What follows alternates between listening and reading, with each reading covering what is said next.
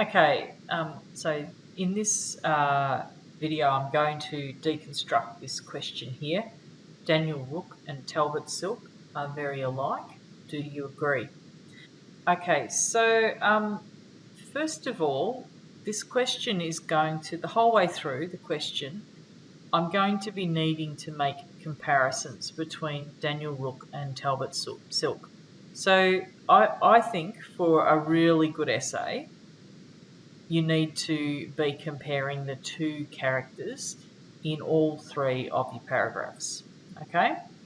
Some people might like to describe Daniel Rooke in the first paragraph, Talbot Silk in the second, and in the third, make your comparisons, but I think that is probably going to...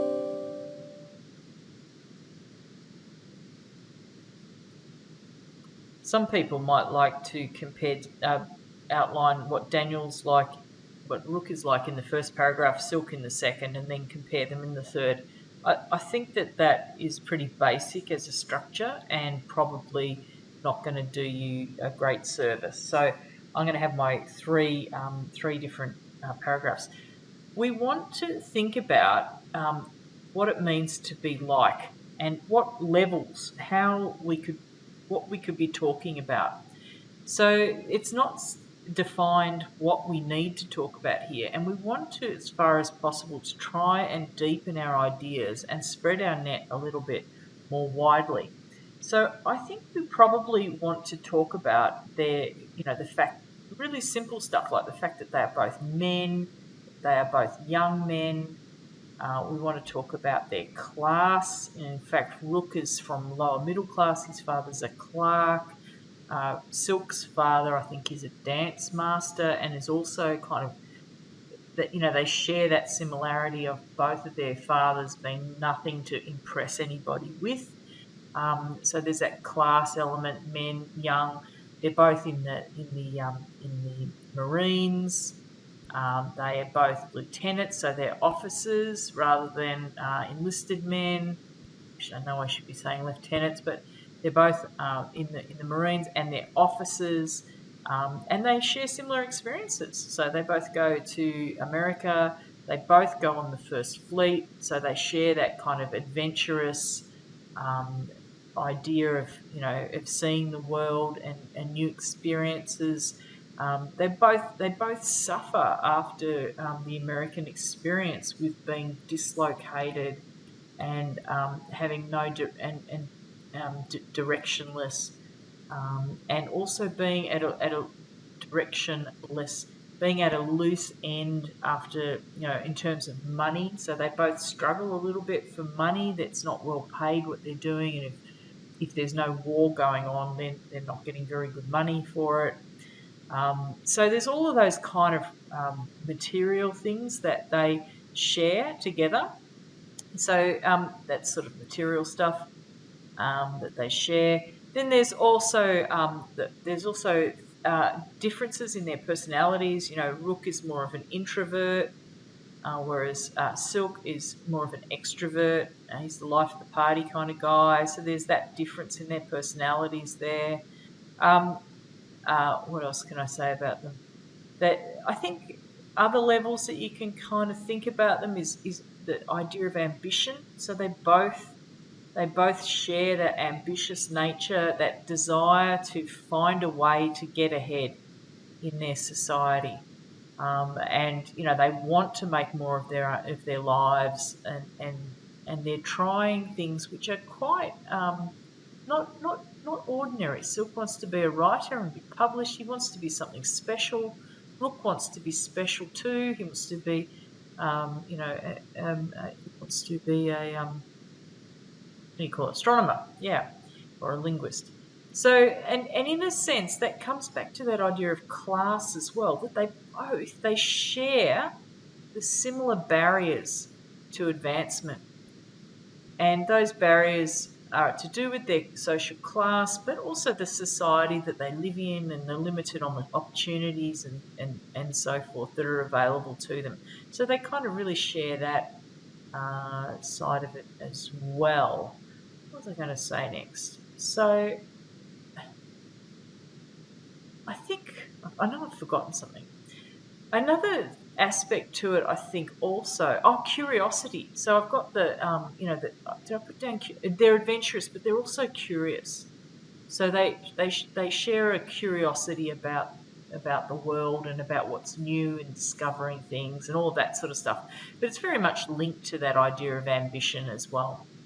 The next one that I want to talk about is the kind of um, ethical and moral and emotional side to it.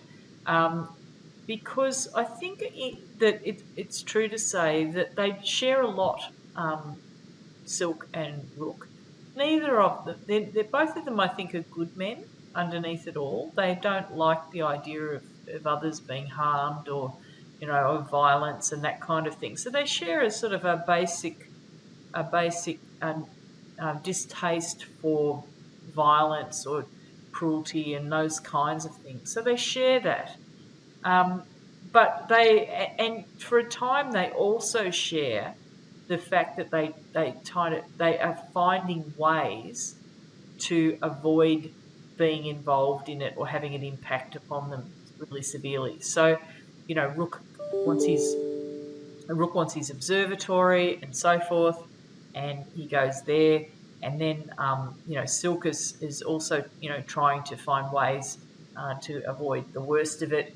Later on, when he's forced to go on that punitive expedition, he figures out ways so that they're not actually going to kill anybody. So there's that sort of aspect to it as well. But then finally, the difference, one of the major differences between them is that Rook never moves beyond that position of trying to avoid being involved, whereas Rook does. He decides that he needs to go forward and make a difference and stand up to injustice.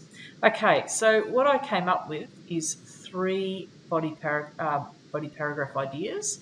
And again, they are following what I like to do, which is to deal with the orientation to the text, deal with the complications within the text, and finally deal with the resolutions in the final paragraph. So my ideas are, while having differing personalities, they share similarities in that they both come from lower middle class families and have limited agency or autonomy within British society.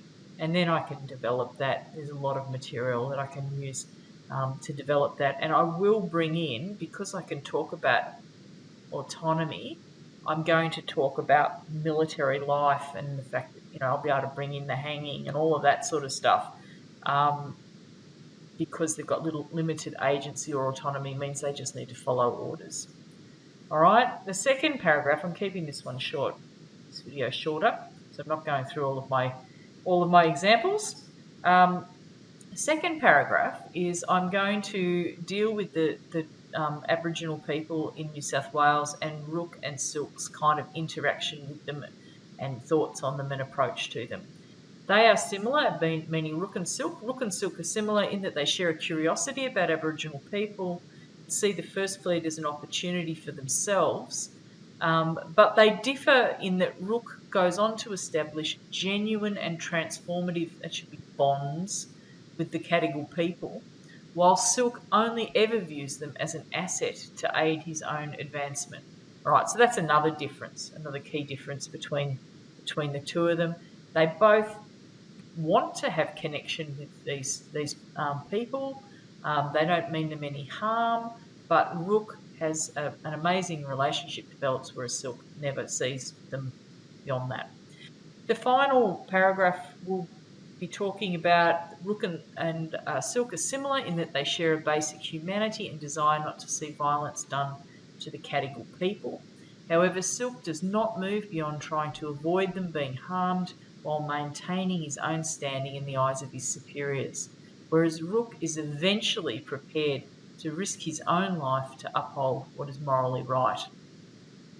So, and here I've written an introduction. Kate Grenville's Bill Doug's Roman novel, The Lieutenant, follows the transformative journey of Daniel Rooke as he seeks to discover a place of belonging and moral certainty under deeply challenging conditions. The novel presents Rooke as an outsider and a man of few friends, and yet he does establish a key friendship with Talbot Silk, another lieutenant whose character is clearly more extrovert in nature. Grenville contrasts the characters of Silk and Rooke to sharply define the specific nature of Rooke's personality and evolving moral perspectives, to show both what they share in common and where they diverge. And here I get to my paragraph points in colours. While their personalities differ, they share a similar situation of powerlessness within their society. They also share a genuine curiosity about the First Nations people in New South Wales, but differ in the way that experience transforms them. Finally, while both characters share discomfort with the violent excesses of the British actions in New South Wales, only Rooke is prepared to take a moral stand and risk his life and career. Grenville seeks to emphasise the exceptional nature of Rooke's narrative arc by contrasting it with the more ordinary path taken by Silk. All right, I'm going to leave it at that, make it a short one. Thanks, guys.